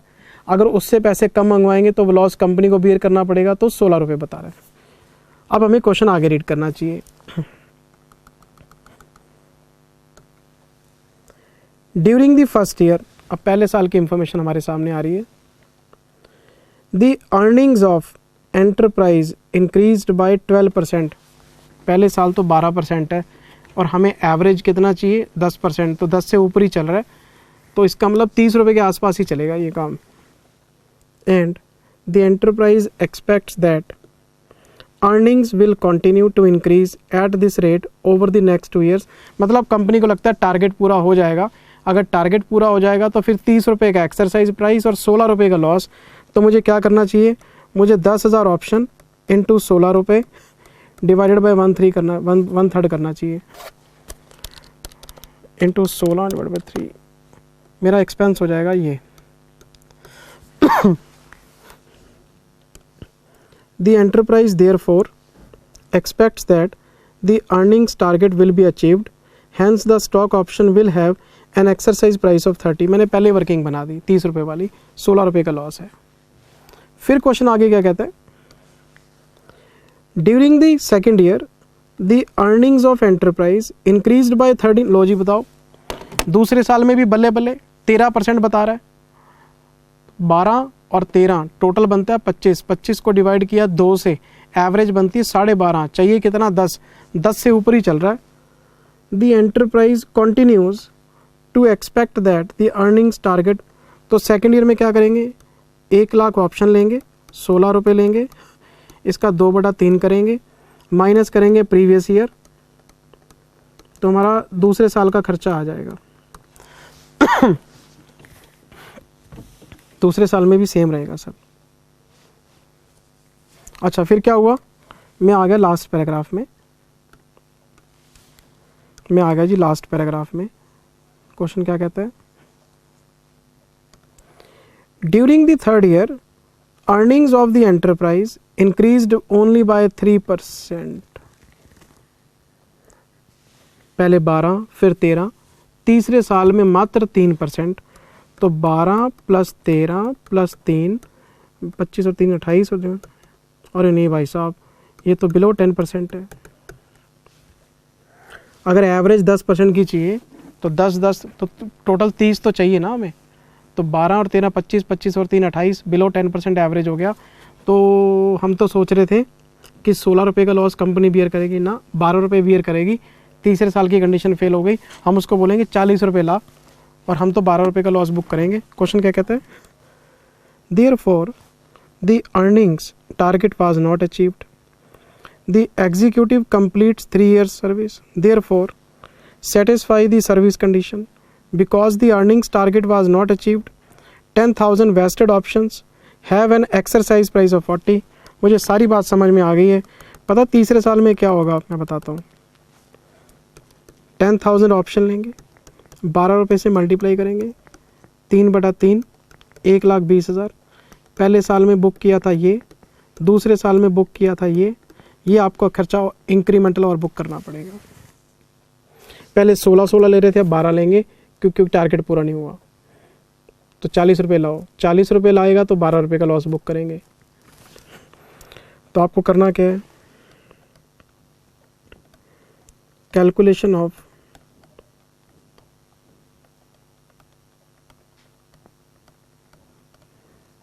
Employees compensation expense.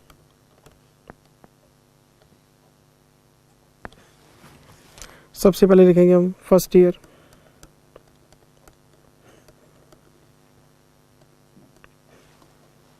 Total loss,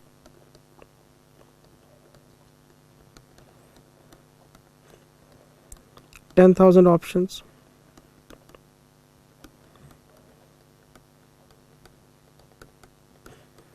fair value of option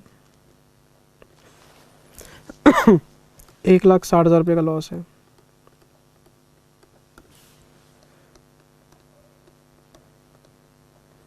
loss for first year 1,60,000। अगर 3 साल का वेस्टिंग पीरियड है तो 1 साल के हिस्से में कितना नुकसान आएगा। Second year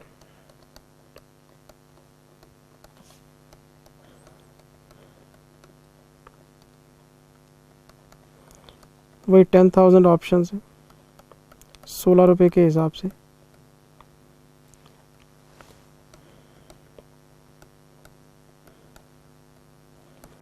loss up to second year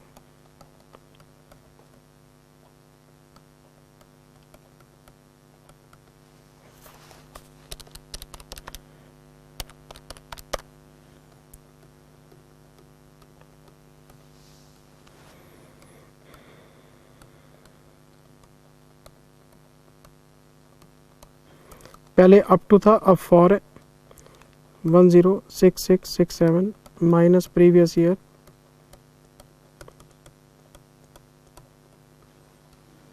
third year में आ गए हम।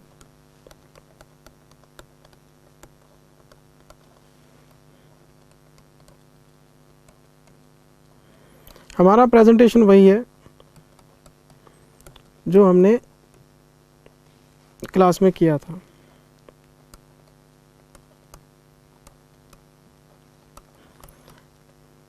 $1,20,000 माइनस 106667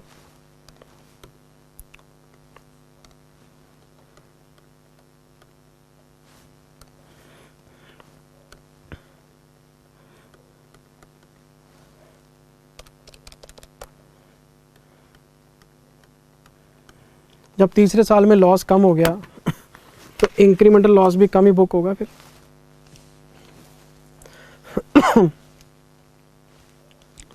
चलें जी आगे, चलें बेटे आगे।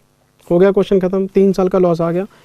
हमारा पहले साल का खर्चा ये रहा जी, ये रहा, दूसरे साल का ये रहा जी, और तीसरे साल का ये रहा जी।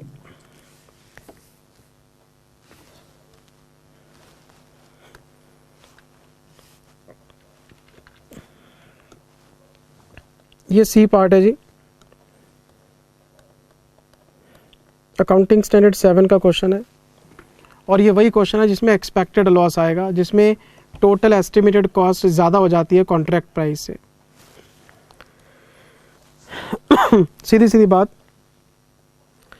इन्होंने एक कॉन्ट्रैक्ट लिया जी 1,70,00,000 रुपए का, ठीक है। करंट ईयर में ये 1,29,98,000 रुपये खर्च कर चुके हैं, और इन्हें लगता है कि एडिशनल कॉस्ट इतने की और आएगी। तो आप यहीं देख लो कि 1,29 और 64, ये तो 1,90 से भी ऊपर निकल गया, तो एक्सपेक्टेड लॉस निकालना पड़ेगा।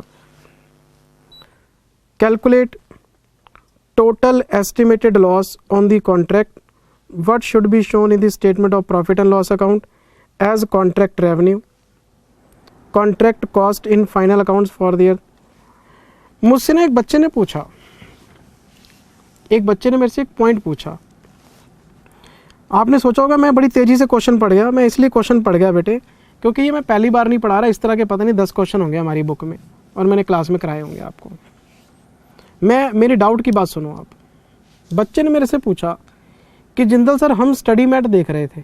अच्छा, स्टडी मैट में वो लोग क्या करते हैं, 1,29,98,000 लिखते हैं, 64,02,000 लिखते हैं, 1,94,00,000 रुपये लिखा, 1,70,00,000 माइनस किया, 24 लाख रुपए का लॉस, आंसर, क्वेश्चन ख़त्म।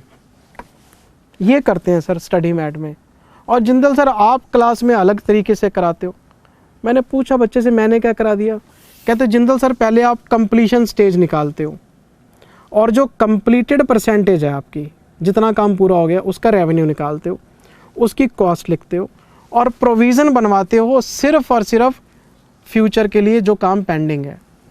तो जितना काम आपका पूरा हो गया है उसको तो आप एक्चुअल लॉस मानते हो, और जो काम अभी फ्यूचर में पूरा होने है उसका प्रोविज़न बनवाते हो। सर कौन सा प्रेजेंटेशन फॉलो करें? तो अब मुझे आप बताओ, ये जो क्वेश्चन है आप इसकी रिक्वायरमेंट चेक करो। आपसे लॉस भी पूछ गया कि कितना नुकसान होगा, बताना ज़रा।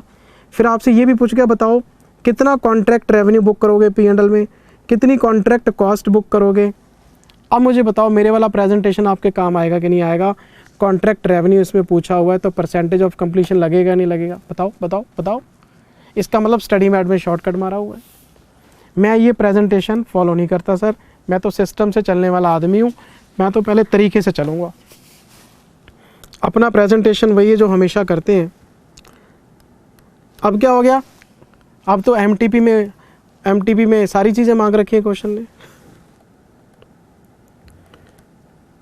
Calculation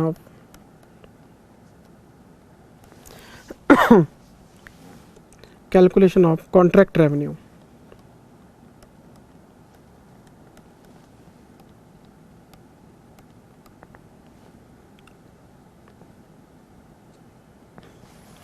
calculation of contract revenue, इसमें हम लिखेंगे सबसे पहले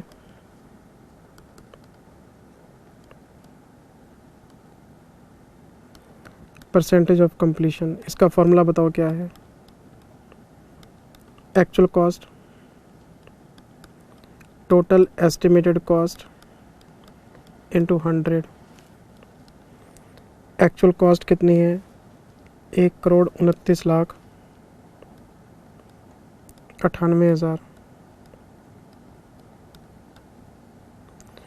total estimated cost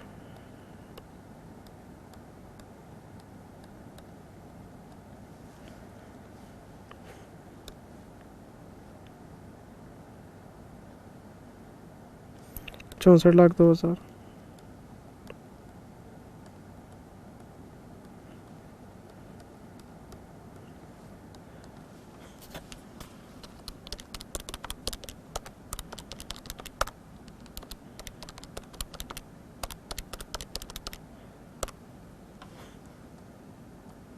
sixty 3.39%। 1,29,98,000 divide by 1,67% आ रहा है बेटे। इसका मतलब ये है 67% काम पूरा हो गया, तो ये तो लॉस बुक हो गया। 33% अभी फ्यूचर में काम पूरा होना है, तो एक्सपेक्टेड लॉस के लिए आपको 33% प्रोविज़न बनाना पड़ेगा। मैं पहले कॉन्ट्रैक्ट रेवेन्यू लिख दूँ यहाँ पे।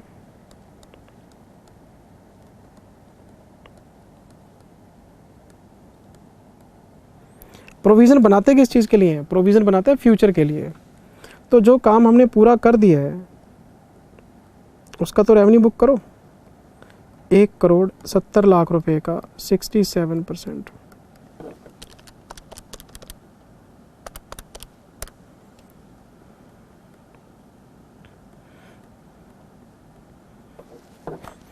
एक 1,13,90,000।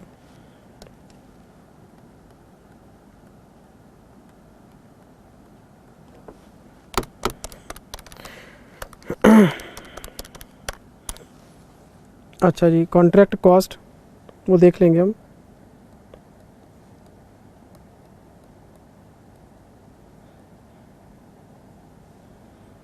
एक्चुअल लॉस ऑन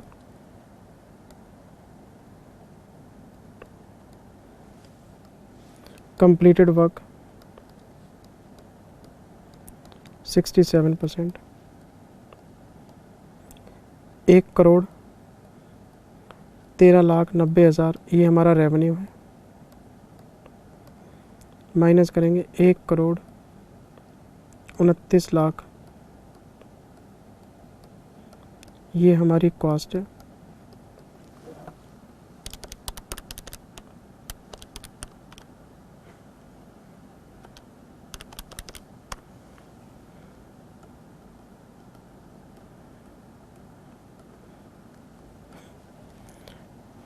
अच्छा जी, अब दूसरी वर्किंग में आते हैं।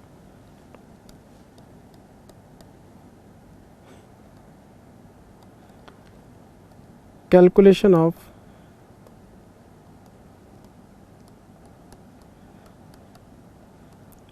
Provision for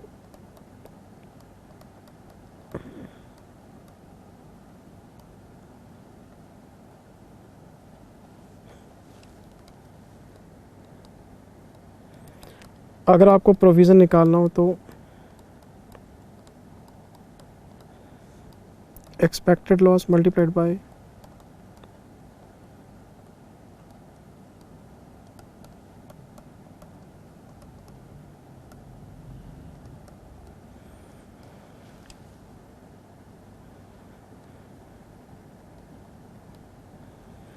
$194,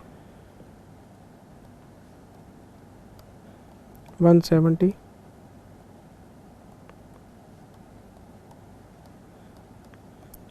%33।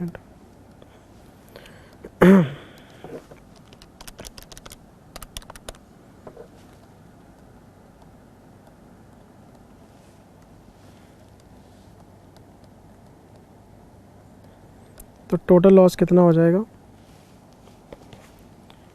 16,08,000, 7,92,000, 24 लाख। देखो ये 24 लाख सीधे भी निकल सकते हैं। ये 24 लाख सीधे भी निकल सकते हैं। ये रे, आप चाहे इसका आंसर कर दो, ये लो। पर आपको सिस्टमिकली अलग अलग हेडिंग्स में दिखाना चाहिए कि 22 परसेंटेज के हिसाब से कितना और फ्यूचर के लिए कितना ब्रेकअप दिखाया हमने। हमारा आंसर डिटेल्ड है।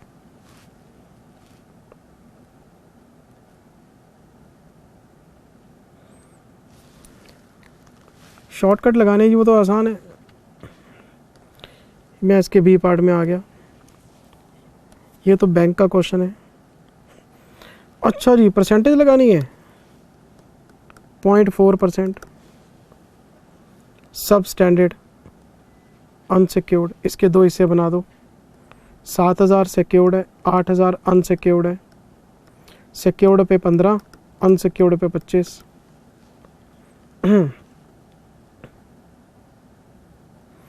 अच्छा, फिर अप टू 1 ईयर है, इसके दो हिस्से बना दो। 2200 की सिक्योरिटी है, 2300 अनसिक्योर्ड है, तो ये 25 और ये 100। 1 to 3 ईयर्स, फिर इसके दो हिस्से बना दो। 1200, 2000। 1200 सिक्योरिटी है ना, तो ये 40, ये 100। फिर मोर देन 3, 100। Loss asset 100। बस आंसर आ गया। भाई सिक्योर्ड का तो आपको पता ही है। अगर आपको क्वेश्चन सिक्योर्ड अनसिक्योर्ड की पूरी डिटेल बता रहा है तो जो सब स्टैंडर्ड होते हैं सिक्योर्ड वाले वो 15, अनसिक्योर्ड वाले 25, डाउटफुल वाले फिर उसके बाद चलते हैं 3 हिस्सों में 25, 40, 100 और अनसिक्योर्ड वाले 100। अब इसमें क्या बताऊं मैं आपको।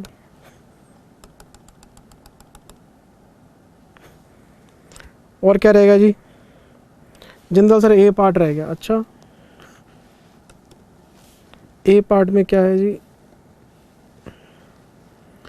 The company has not made provision for warranty है। ये तो AS 29 का क्वेश्चन है। मैंने आपको बताया था क्लास में AS 29 में कि या तो कंस्ट्रक्टिव ऑब्लिगेशन होता है या होता है लीगल ऑब्लिगेशन। लीगल में सरकारी डंडा चलता है और कंस्ट्रक्टिव में आपका अपना प्रॉमिस होता है। तो जब कोई कंपनी वारंटी देती है तो उसका कंस्ट्रक्टिव ऑब्लिगेशन होता है और वारंटी का प्रोविज़न बनना ही चाहिए on the basis of past experience. Company ने प्रोविज़न नहीं बनाया in respect of certain goods considering that the company can claim the warranty cost from the original supplier. Company ने प्रोविज़न क्यों नहीं बनाया ये बता रहे हैं। कहते हैं जो पैसा हमने वारंटी पे खर्च करना है ये सप्लायर से रिम्बर्स हो जाएगा।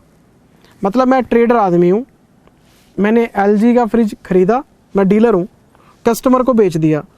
कस्टमर को जो वारंटी दूंगा मैं उस पर खर्च करूंगा और LG वालों से ले लूँगा, इसलिए मैंने खर्चा डाला ही नहीं कि मेरी जेब से कुछ जाना नहीं, जो जाएगा वो आ जाएगा। ये बात गलत है। पॉइंट नंबर 1, जो पैसा आपको खर्च करना है उसके लिए प्रोविज़न फॉर वारंटी आपको बुक्स में सेपरेट आइटम दिखाना ही चाहिए। और जो पैसा आपको LG से आना है, अब उसमें 2 केस बनते हैं। अगर तो वहाँ से पैसा आना सर्टेन है फिर तो आप एसेट को रिकॉर्ड कर सकते हैं कि जी एक तरफ प्रोविज़न फॉर वारंटी हो गया और एक तरफ से रिसीवेबल हो गया, दोनों चीज़ें अलग अलग शो होंगी। दूसरा, अगर वहाँ से पैसा आना सर्टेन नहीं है तो फिर हम उसे कंटिंजेंट एसेट मान के इग्नोर कर देंगे, लेकिन प्रोविज़न फॉर वारंटी दिखाएंगे as a matter of prudence. ये आंसर इसमें जाएगा। MTP में आंसर बिल्कुल ठीक दिया हुआ है जी, आप इसमें देख सकते हैं। ये पूरी MTP थे बेटे अपना, वारंटी का प्रोविज़न दिखाना चाहिए था। ये पूरी MTP मैंने डिस्कस कर दी है। जब इसका सेकंड पार्ट आएगा इंस्टीट्यूट की वेबसाइट पे वो भी दूंगा बेटे आपको। वैसे मुझे लगता है इस पूरी MTP के अंदर कुछ खास है नहीं, लेकिन उस बच्चे के लिए जिसने ढंग से पढ़ाई की हुई है, और जिस बच्चे ने पढ़ाई ढंग से नहीं की सर उसके लिए पहले भी नया था मामला, आज भी नया ही है। ठीक है जनाब, thank you very much, take care, bye bye, love you all. Please कर लेना, मेहनत कर लेना, माँ बाप का नाम चमका देना, थोड़ा सा हमारा भी चमका देना। ठीक है जी, thank you very much, god bless you, love you all, bye bye. Second MTP आएगी वो भी दूंगा बेटे आपको। Thank you very much, love you, bye bye, god bless you all, bye bye.